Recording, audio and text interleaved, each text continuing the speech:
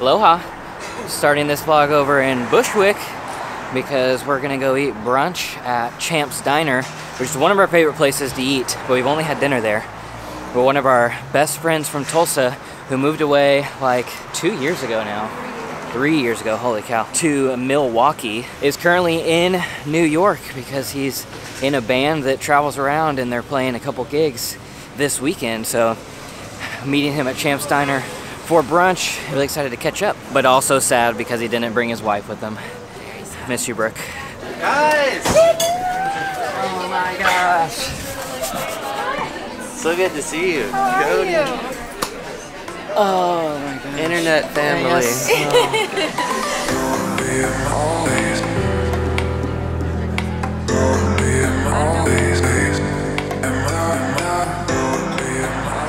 All right, we're done with Champs. It was delicious, just as good for breakfast as it is for dinner. But now we're walking the Williamsburg Bridge just because we had some extra time. Daniel has to be at his he has to be at his gig soon, so we just walked over here to kind of take a quick tour of New York, just looking at different things from the bridge. That's Times Square over there. That's downtown over there. This is Lars Ulrich's personal snare drum. Wow. Signed by the whole Metallica. He used it. Al might be playing it tonight. Wow.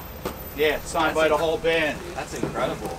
All right, we'll see you later. See you. Joe. Coming tonight? Yeah, I'll see you tonight. I got a million more stories. I can't wait to hear them. We just met, that was New Jersey Joe, as they call him, but he's previously known as Metal Joe, and he was just telling us a whole story about how Metallica, when they moved from California to the East Coast, they stayed at his house, and they ended up writing their first album and their biggest song at his house and on his couch. And he said that that snare drum was the drummer of Metallica's snare drum that he gave him, and they all signed it. He's one of those guys that he has novels of stories, and he's willing to tell you a whole novel right now. I want to hear the whole book.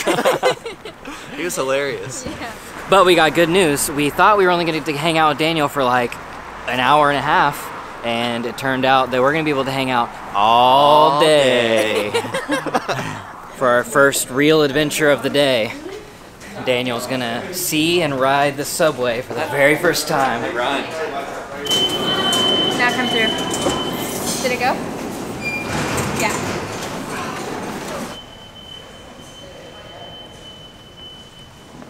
Wow, I've never seen a subway.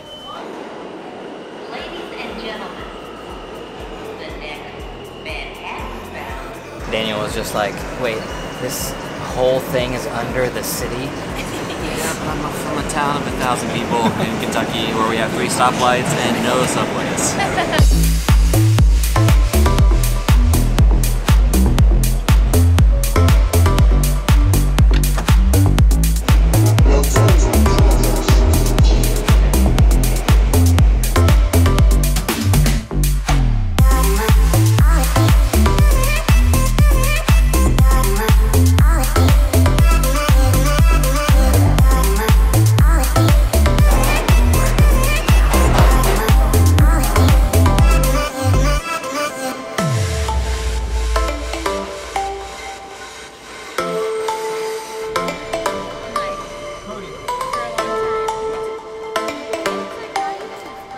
We made our way to the Astor Place Starbucks because I live with Sarah.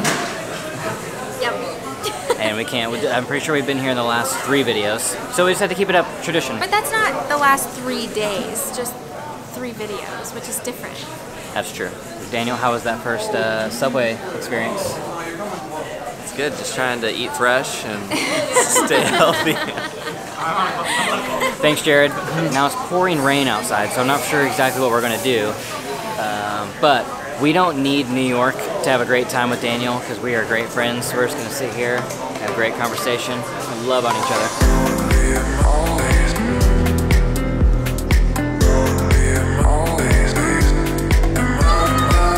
Oh my gosh, it's Mickey back there. I miss you guys. I miss you. The rain is down to a sprinkle, so we decided to walk from Astor Place over here to Washington Square Park because it's another one of our faves, and we have a truncated time to show Daniel around, so Here's the Arc de Triomphe Tiny. Yeah, this is what they made one in Italy look just like this.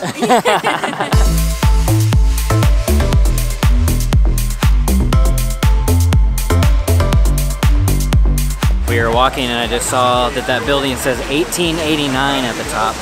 And as we were walking, we were talking about the nostalgia of cities and the wonder of cities. And that just another thing. I just love New York and the fact that I look up and see 1889 on a building and realize that building with Foot Locker in it is 128 years old. Like, how crazy is that? What we were just talking about on our walk was that the moment that you lose the wonder for a city is the moment you should leave. And we were talking especially in a place like New York where it's so hard and so expensive to live here, that what's the point in grinding every day for something that you don't even really appreciate anymore. What do you guys think about that? How's Milwaukee? It's great. No, I think it's true. I think once, I don't know what I'm gonna say.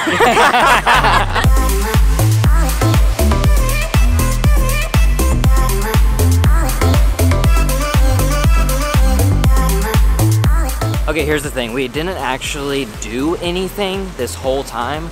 We've just been like sitting and talking for hours. So we talked for like an hour at Starbucks, and then we just went to the Washington Square Park and talked, and then we walked to our apartment, and we've been talking for another couple hours, and now we're walking Daniel to the subway because he has to go play his gig. We're talking to you because we love you, internet. So I'm sorry that we didn't bring you guys along, but sometimes you just gotta have those friend times, and we'll figure out something to do for the rest of this video. Love you. Bye. Bye, vlog. Good luck. I love you. We just left him to navigate the subway by himself.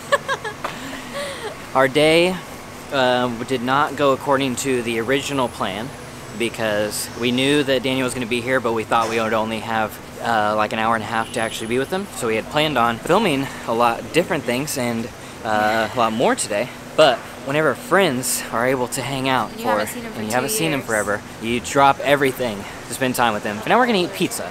And we're eating pizza at the same place we typically always eat pizza, and that's Pomodoro. Vodka pizza, always for the win. Always. Every time. So after pizza, we decided that we're gonna go continue our Oscar nomination journey, and I'm gonna go see The Shape of Water, which I have already seen.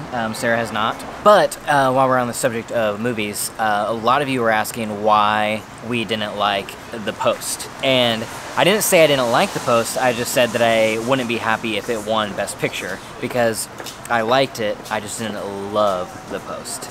Yeah, And there's so, a certain like character development that was missing from The Post, I feel like, that hasn't been missing from the other movies. Yeah, and lackluster storytelling, like they didn't make me care about the outcome of the movie. Which I think Like, was the lack of development. I think the all-star cast like masks the storytelling in the movie.